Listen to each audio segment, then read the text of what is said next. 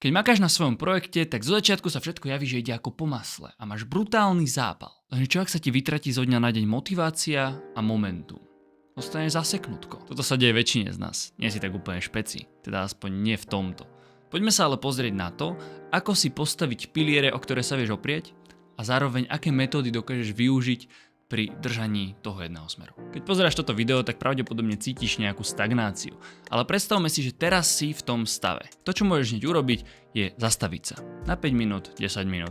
Len čisto so sebou a navnímať, čo sa v tebe odohráva. Zároveň sa zameraj na to, že čo už máš za sebou. Celá tá štreka len tak nezmizne. Pravdepodobne teraz sa necítiš úplne najlepšie, ale to, čo máš za sebou, si zaslúži uvedomenie, svoj priestor a nejaké hodnotenie, možno.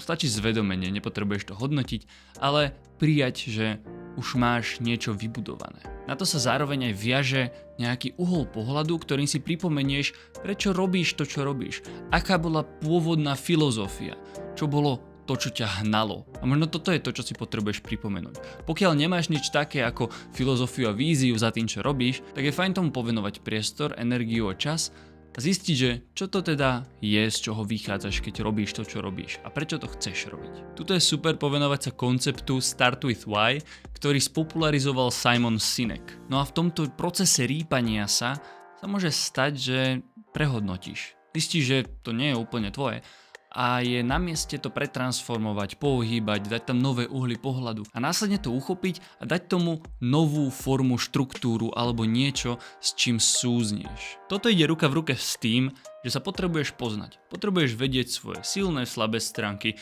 čo ti vyhovuje, čo ti nevyhovuje, čo robíš s radosťou, čo ťa absolútne serie a následne si postaviť svoje priority. Ono je dokonca až dôležité občas robiť veci, ktoré nás štvú a ide nás roztrhať, keď to robíme, lebo čelíme určitému nekomfortu, ktorému sa bežne úplne príliš nevystavujeme. Ale pokiaľ to je niečo, čo by ťa zbrzdilo, vieš, že by to mohol urobiť niekto, kto je schopnejší, šikovnejší a nebude to, že mega drahé, tak to deleguj. Ale potrebuje to byť hotové. Týmto sa dostávam k myšlienke, že pokiaľ pred sebou budeš valiť len ten balvan nesplnených úloh, tak to je presne to, skade pramení tá stagnácia.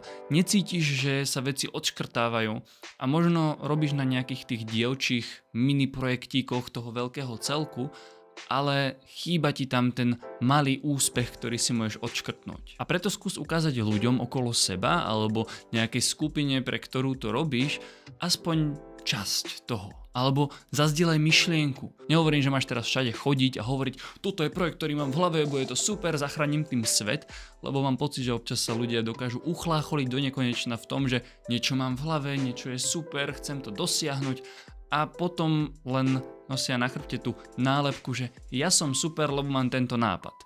Ale niekto to musí vo výsledku odmakať. Takže skús nespadnúť do tejto priepasti, mám super nápad a zachránim svet, cítim sa skvele, ale rob to pomaličky postupne a zdieľaj to rovnakým tempom. A toto uvedomenie, že vieš, pre koho robíš to, čo robíš, je jedným z tých základných kameňov na nejaké držanie sa v tom procese.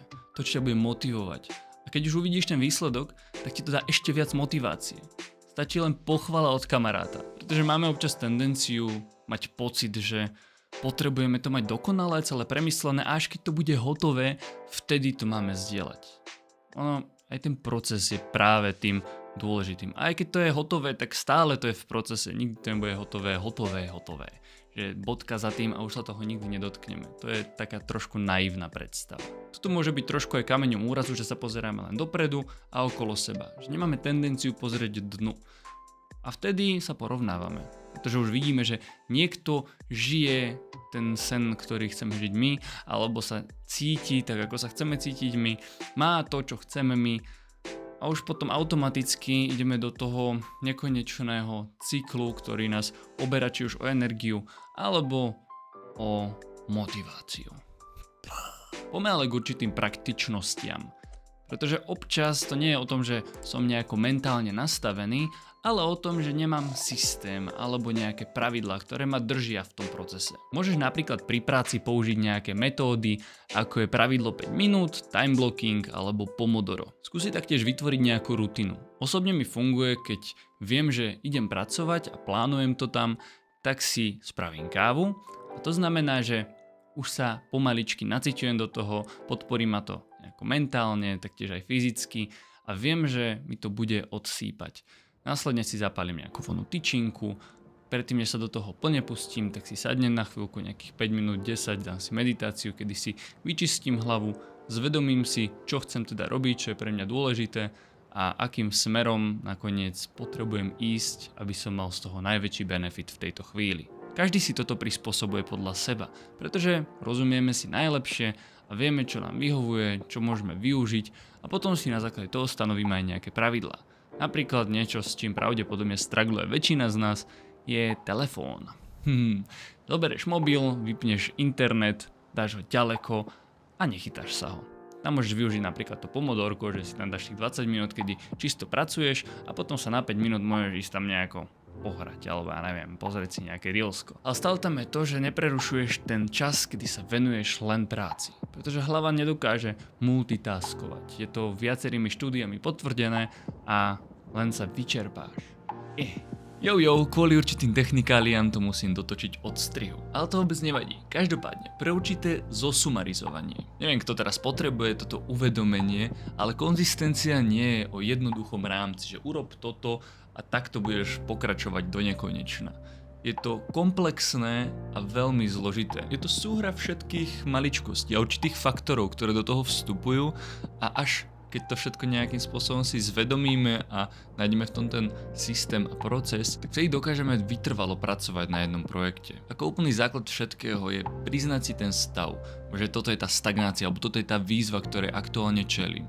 Následne sa odtiaľ vieš odraziť a vnímať, čo všetko do toho vstupuje, aký je kontext, okolnosti a potom môžeš buď využiť nejaké metódy, techniky, alebo sa zamerať na to, že možno nedokážeš o samote sa s týmto vyrovnávať a využiješ služby nejakého odborníka, či už kouča, psychologa, psychoterapeuta, psychiatra.